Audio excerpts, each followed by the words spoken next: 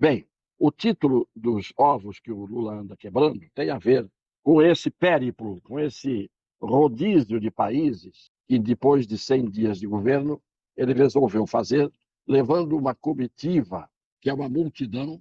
Nunca, talvez, nenhum chefe de Estado tenha levado tanta gente para fazer visitas ao exterior. Mas se isso for ainda proveitoso e trouxer dividendos, lucros, respeitabilidade ao Brasil, tudo bem. Quem são os personagens dessa ciranda presidencial? Putin, Zelensky, Xi Jinping, Biden. Eu fico pensando, e o tal do Lavrov, que é o chanceler russo, chegou ao Brasil agora. É sabido, e isto não é ofensa, não é desrespeito, que o Lula não tem lá um grande conhecimento, nem mesmo de geografia. O fato é que, quando ele se manifestou a respeito da guerra da Rússia contra a Ucrânia e vice-versa, ele já falou tantas coisas que soam levianas para um chefe de Estado, que isso não traz respeitabilidade ao Brasil. Além de criar um clima de tensão, um clima meio amargo nas relações internacionais do nosso país. O que ele está hoje fazendo? Querendo ainda resolver o problema da Rússia com a Ucrânia. Claro que ele não está querendo resolver, primeiro que ele não cabe a ele resolver absolutamente nada. O problema da Rússia com a Ucrânia é um problema que interessa à Rússia e à Ucrânia primeiramente. O que está acontecendo ali, como sempre, na história do mundo foi assim, é uma disputa por interesses que são, muitas vezes, a última coisa que é divulgada a respeito de qualquer tipo de conflito internacional. Aparece o motivo, muitas vezes, real, depois que as coisas já passaram e passaram mal. É sempre assim, o motivo vem depois. A gente avisa antes que aquilo é pretexto, porque quase todas as guerras e quase todos os conflitos começam com um pretexto, com alguma coisa que não é a causa real. A causa real está por baixo dos panos. Então fica todo mundo falando bobagem, uma bobagem que o Lula disse no começo, que seria o caso de resolver sentado numa mesa de botequim o Putin e o Zelensky, e com uma cervejinha ia se resolver o problema. Aí ele vai ao Biden, nos Estados Unidos, diz uma coisa, contraria o Putin. Aí ele vai à China, diz uma coisa, contraria o Biden. Aí ele vai receber o chanceler russo, diz uma coisa, contraria de novo o Biden e contraria o chinês, que ele acabou de visitar. Então chega um momento que o Brasil, que tinha que ficar absolutamente quieto e tirar proveito de uma situação, agindo com neutralidade, com prudência, com bom senso, fica dando palpites, a ponto de o Lula dizer: não, dá logo a Crimeia. Para a Rússia está resolvido o problema. Como se dar uma Crimeia, que é um país, na verdade, fosse uma grande área de terra, tá? Quase maior do que países da Europa Ocidental toda. Maior que Portugal, que Espanha, que França, a Crimeia é maior. Então, não adianta você querer fazer demagogia em cima de política bélica internacional, de interesses de países que estão em conflito, pensando em si, cada um pensando em levar vantagem. Então ele não sabe nem o que ele está dizendo. E está colocando o Brasil, daqui a pouco, mal visto pelas potências mundiais, que são as que mandam no mundo. Ou o Brasil acha que vai conseguir se ombrear com as potências mundiais numa situação como a de hoje? Vai acabar tomando embargos de um jeito ou do outro, que é a arma que esses grandões usam contra os pequenos. E nós somos grandes no tamanho, mas não temos força econômica e não temos condição nenhuma, repito, de estar ombro a ombro em estatura com esses países que têm armas nucleares, que são potências mundiais há muito tempo e estão agora num momento de quase revezamento, porque a Índia tem uma população extraordinária e está crescendo. Já passou a China em habitantes, 1 bilhão e 400. E se você somar a população da China, da Índia, da Rússia, todas do BRICS, do qual o Brasil faz parte, isso já dá metade da população mundial. Mas os Estados Unidos, apesar de estarem perdendo espaço e vez, porque a política é cíclica, e agora está aí China e Rússia se reerguendo numa posição de suplantar os Estados Unidos. O que tem que fazer o presidente do Brasil? Ficar quieto. Se não puder ficar bem com todos, não fique contra nenhum.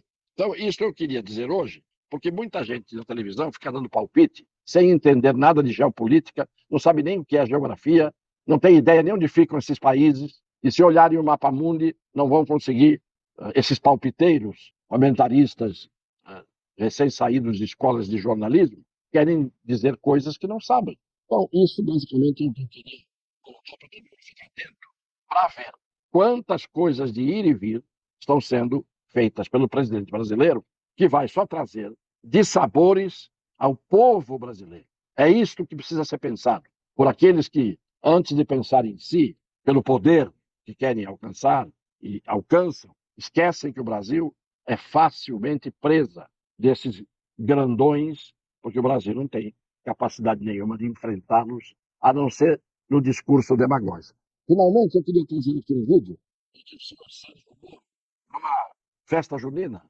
fala uma coisa que jamais poderia falar, como ex-juiz, como ex-ministro da Justiça e como senador da República, como senador da República, não podia falar. Pode pensar, mas não podia falar. Nem brincando, e a gente vê que ali é um ambiente em que ele fala brincando, mas não dá certo o que ele diz. Eu vou até antecipar, porque o vídeo é tão rápido que ninguém pega o que está escrito. Ele diz, uma mulher diz para ele, está subornando o velho, né? Talvez para o filho dele, não sei, como se estivesse dando dinheiro para ele conseguir alguma coisa para o filho na quermesse, que é uma festa junina. Aí ele fala, não, não é isso, é fiança, para comprar habeas corpus do Gilmar Mendes. Ele está falando de um ministro do Supremo Tribunal Federal, que nem por brincadeira, um ex-juiz, um ex-ministro da Justiça e um senador da República atual não poderia dizer o que disse. Mas aí o Gilmar Mendes entra com uma representação na Procuradoria-Geral da República, sentindo-se ofendido, e hoje abriu-se um processo contra o Sérgio Moro, porque ele teria, então, com isso, caluniado, e não é calúnia o que ele disse, é difamação. Caluniado não, mas a procuradora, que não deve saber direito penal, colocou como calúnia. E o Gilmar Mendes, sentindo-se ofendido, entrou com a representação e o processo foi aberto. Eu não estou colocando isso aqui nem para defender um ou para defender o outro. Eu quero mostrar um outro aspecto. Vejam, então, o que disse o Moro. Não, isso é fiança. Isso vai comprar uma habeas corpus do Gilmar Mendes. Todo mundo ali numa festa junina, ele diz isso rindo. Não, isso é fiança, para comprar um habeas corpus do Gilmar Mendes. Isso não é coisa que se diga nem de brincadeira, porque quem tem um cargo público, uma posição, como ele, foi juiz da Lava Jato, que é um homem que foi ministro da Justiça, que se elegeu senador da República, ele tem que medir as palavras e não pode dizer simplesmente, nem brincando, essas coisas. Mas eu estou trazendo isso porque agora vem um vídeo em que vejam o que o senhor Barroso fala do Gilmar Mendes dentro de uma sessão do Supremo Tribunal Federal. Aí a gente faz um 2-1. E deixa de fora desse seu mau sentimento. Você é uma pessoa horrível, uma mistura do mal com atraso e pitadas de psicopatia. Isso não tem nada a ver com o que está sendo julgado. É um absurdo, Vossa Excelência, aqui fazer um comício cheio de ofensas, grosserias. Vossa Excelência não consegue articular um argumento, fica procurando. Já ofendeu a presidente, já ofendeu o ministro Fux, agora chegou a mim. A vida para Vossa Excelência é ofender as pessoas. Não tem nenhuma ideia. Não tem nenhuma ideia. Nenhuma. Só ofende as pessoas. Ofende as pessoas. Qual é a sua ideia? Qual é a sua proposta? Nenhuma. É bilis, ódio, mau sentimento, mal secreto. É uma coisa horrível. Vossa Excelência não se envergonha. Vossa Excelência é uma desonra para o tribunal. Uma desonra para todos nós. Um temperamento agressivo, grosseiro, rude. É péssimo isso. Vossa Excelência sozinho desmoraliza o tribunal. É muito ruim. É muito penoso para todos nós. Temos que conviver com Vossa Excelência aqui. Não tem ideia, não tem patriotismo, está sempre atrás de algum interesse que não é o da justiça.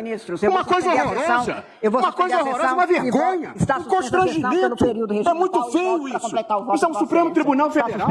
Presidente, eu estou com a palavra e continuo. Presidente, por favor. Estou com a palavra e continuo. Não, estou com a palavra e continuo, presidente. Está suspenso ou não está? Está suspensa. Eu continuo com a palavra, presidente. Eu continuo com a palavra. Presidente, eu vou recomendar ao ministro Barroso que feche seu escritório. Feche seu escritório de advocacia. Peça a sessão.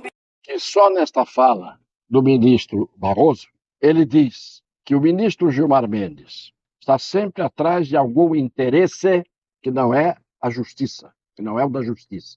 Ele diz que o ministro Gilmar Mendes envergonha o tribunal, o Supremo Tribunal Federal. Ele disse que o ministro Gilmar Mendes é uma desonra para o Supremo Tribunal Federal. Ele diz que ele sozinho, o Barroso diz do Gilmar Mendes, sozinho desmoraliza o Supremo Tribunal Federal. Pois muito bem, tudo isso que foi dito ao ministro Gilmar Mendes pelo ministro Barroso e ele não pediu que a Procuradoria abrisse um processo contra o ministro Barroso. Depois o ministro Barroso dizer tudo isso. Agora, no caso do Sérgio Moro, que também falou o que não podia falar, mas falou numa quermesse, numa festa junina, de brincadeira, algo que é ofensivo, claro que é. Neste caso, o senhor Gilmar Mendes imediatamente processou, pediu para a Procuradoria processar o Sérgio Moro. Então, a honra dele foi colocada numa situação muito ruim pelo seu colega Barroso, nesse vídeo que nós mostramos. Isso é para mostrar que a honra às vezes dói e às vezes não dói em certas pessoas. Porque a frase do Moro, essa, colhida numa quermesse, numa fala com pessoas ali, com crianças e tudo, essa simples fala, repito, que é ofensiva, sim, essa pesou. Agora, aquilo tudo, Vossa Excelência tem sempre atrás, está sempre atrás de algum interesse que não é o da justiça. Isso disse o ministro Barroso. Que interesse seria que não é o da justiça, que ele está sempre atrás? O ministro Gilmar Mendes. Que ele envergonha o Supremo. Por que ele envergonha? O que ele faz? Que ele desonra, é uma desonra para todos ali. Que ele sozinho desmoraliza o STF. Isso tudo passou em branco. Isso não fez cosquinhas na honra do ministro, e agora do Sérgio Moro fez. É aquilo que a gente diz, dependendo de quem diz, dependendo de quem ofende, dependendo do interesse de quem se sente ofendido, deixa isso para lá, vem para cá, o que é que tem? Dependendo da mesma coisa. Aí não, ferro e fogo. Esta é a forma como é levada no Brasil a justiça.